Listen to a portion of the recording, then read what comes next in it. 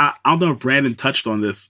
So this particular record actually has 2 different mastering engineers. Yes, that's what we spoke about, which is also super interesting. Yeah. So I will give you even more lore that can go along with this record. At the time, I was actually also in the middle of changing my converter. So I was using a Black Lion Audio Sparrow. It was a Black Sparrow, and then in the midst of doing the sending off these records, I converted over to the Pure 2 by Antelope Audio. And so Brandon got the one that had the Black Lion converter on it, and Chris Athens ended up getting the one with the Pure 2 on it.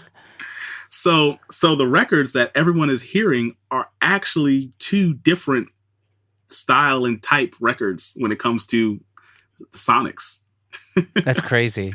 That's so crazy. It is, but it worked out. Like it was so weird because the Black Lion has such a rounded, deep low end, but the Pure 2 has such depth when it from the mid range and up. And when you if with that knowledge, if you go listen to it on YouTube, which is what Brandon's version is, versus like on Tidal or Spotify, you'll hear that. And I was like, oh, I'm interested to hear that now. Yeah, look, which is cool. It was just one of those things. It happened that way just because of what was going on at the time. But it was definitely awesome. I'll link to both of those. I'll link to both references in the show notes so people can have a listen to the differences. Oh, and that's really gonna cool. And that's gonna be the cool thing because someone's gonna be like, they went on Tidal and heard, and they're gonna be like, "Holy crap!" Because I think the master version is on Tidal. Yeah. So I was like, "Oh yeah, this is so dope." I remember laughing with Chris Athens about it because it was just one of those things. I'm just like, this is this version, and he's like, I've never had that happen before, and I was like. Apparently it's a thing. I don't know. That's what Brandon said. It is, and it was the first time I've ever had something like that when it comes to mastering engineers happen. But hey, the label was out here like, let's get it, and I was like, okay. Right. If you got a label telling you what to do, you do it. Well, see, that's the thing, and I was able to get the guys that I've been coming up and working with for the last couple of years now. I was able to help get some of them their first major label credits, and that was a really big thing.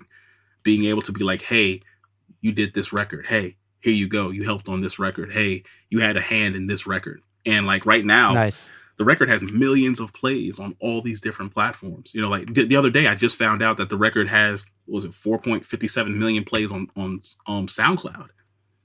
Whoa. Exactly. Wild. Exactly. That's a ton of plays. Yeah. I'm like, oh wow, this record actually did really, really good. You know what I mean? Like, it's just one of those things. I was really taken aback. It was just a great moment, Nice. So, any secret sauce in the actual mixing process, like that you want to share with the audience? I am a very, very big proponent on Jason Joshua's mix bus setup. So it was hard to track all these down, but I got lucky again and did it. So I found a copy of Ozone 5. His mix bus setup is Ozone 5 using the exciter in dual triode mode. I think it's a boost of 4.4, and the mix is this is on the very last band. It's a mix of 4.4, and the mix knob is at 50%. And then after that is Ozone 4, which I know some people are gonna be like, "What? Why aren't you using the new Ozone?" So doing the research of it, all of them sound different.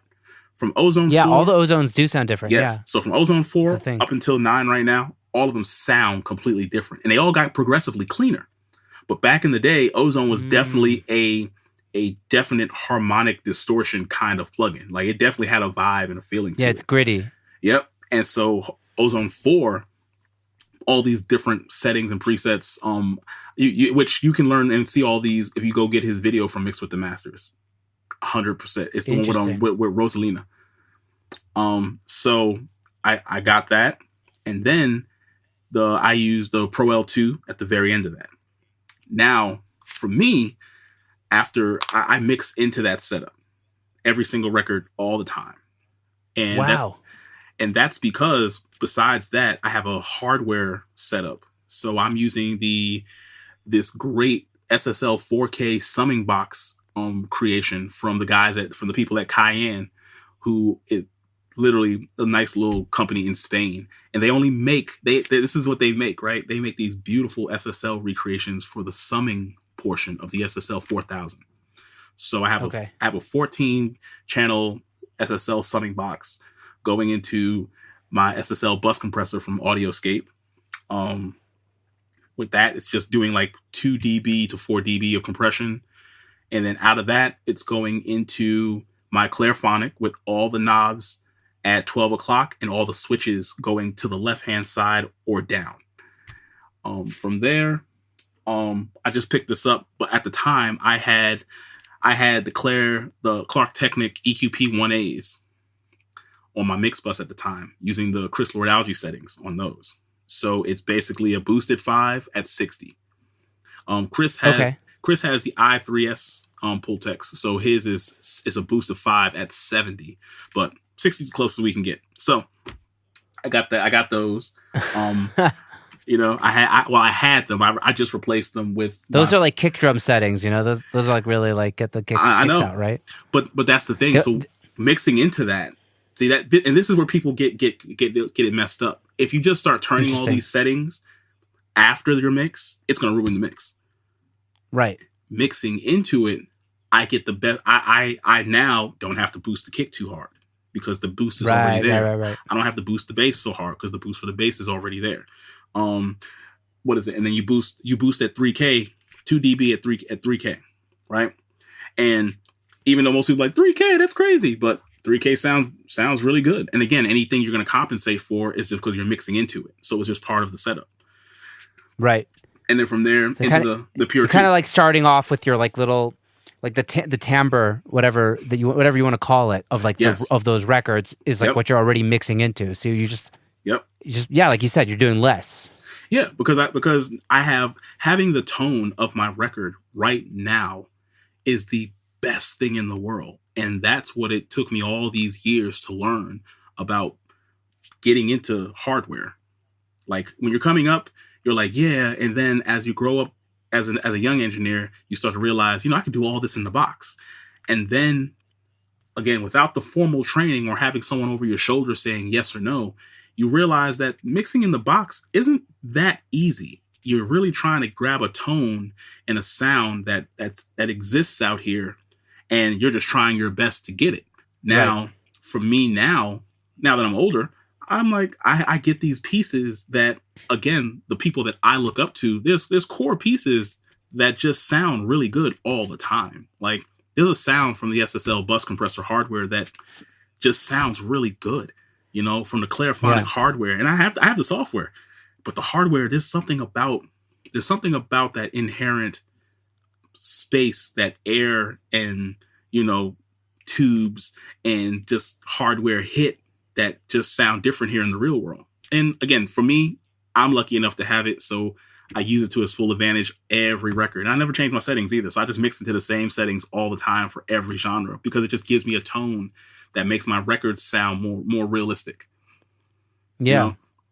And that's what I've learned is I count on my hardware to help with the realism of my records, not just to improve the sonic quality of my records, So it helps with my depth and that front to back and the punch that you hear and the clarity of the vocals, that top end, sometimes that sheen that you're like, man, this sounds real pretty.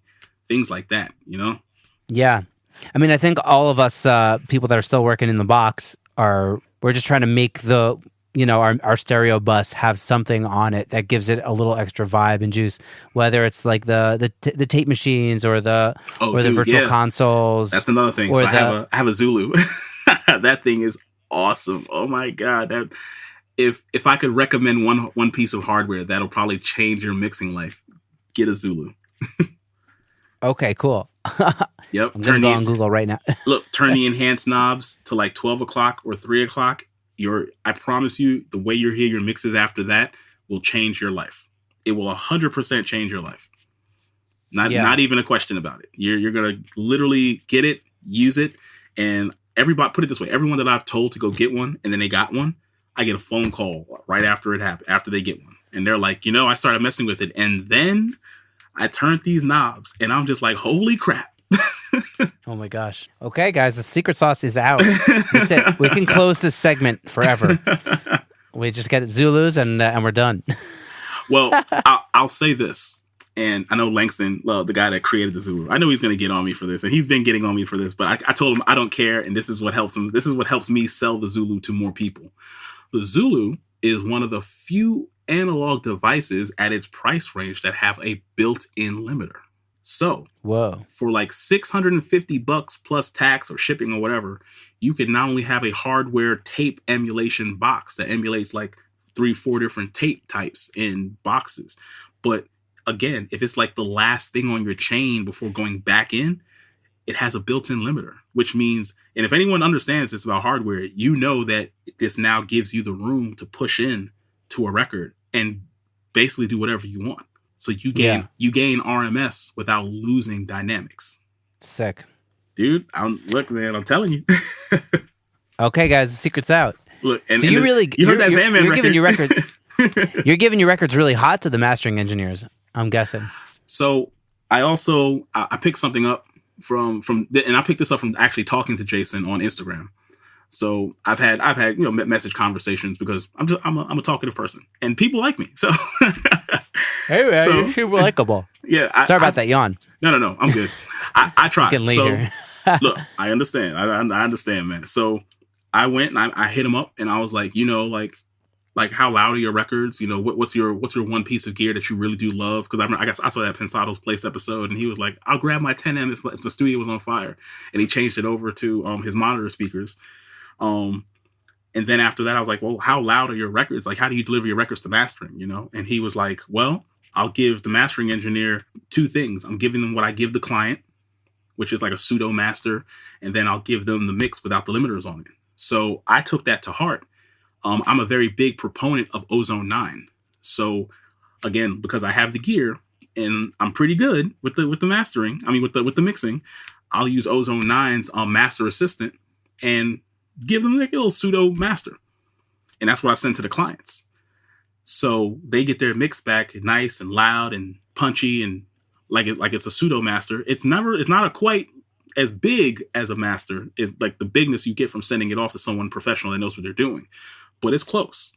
And then approvals, revisions, and all that fun stuff later on, when they're like, go ahead and send it out, literally I'm sending the mastering engineer 2 records. So this is what I sent the client, and I'm taking the limiters off. So you basically just disable Ozone 9, basically. Yeah, well, I'm going to disable Ozone 9, and I'm going to take off my Pro L2. Pro L2. Yep, because Pro L2, the cool thing with Pro L2 is it's also pushing back. You know what I mean? It's pushing back on the record. So as I mix into it, I'm getting what's going to happen to my record, to the kick, to the bass, when that mastering limiter is starting to push back, what I'm saying, X amount of dB. Yeah. So for me, that's great because now that I've taken Pro L2 off and I've just let the dynamics fly, the mastering engineer has, this is what I sent the client. Which means that this is what you're up against. So here you go. So you give them, you give them like you give them the rough master. You know what I mean? Like now they're like, okay, no, they get both. So yeah, they get the rough master and the mix, and they go, okay, cool, and they can decide, hey, maybe this is dope, and I can use this, or hey, let's go ahead. He gave this to me unchained. This is all I needed. It's really that simple. Like I'm trying to help and be a team player as much as I possibly can. Because the goal is to win a ring. You're also handing off your creative baby, right? So you can it makes me feel good. This is as much information as I can give, as I can give to just ensure it's going to come out as amazing as possible. Exactly. That's literally the goal. I'm like, hey, look, this is it. Here you go. Everybody approved it. Everybody loves it. Take it home. Yeah, love it. Dude, this is amazing. So, we've spoken about so many things, and this has really been an amazing conversation. So, and I asked this question to everybody. So, a lot of people listening to the show are at the beginning of their journeys. Maybe they don't have as much experience as you do. What's something that you would share with your younger self that you know now that you didn't know then that you would do differently, or that somehow you did right, but you didn't even know you were doing it right? Like, what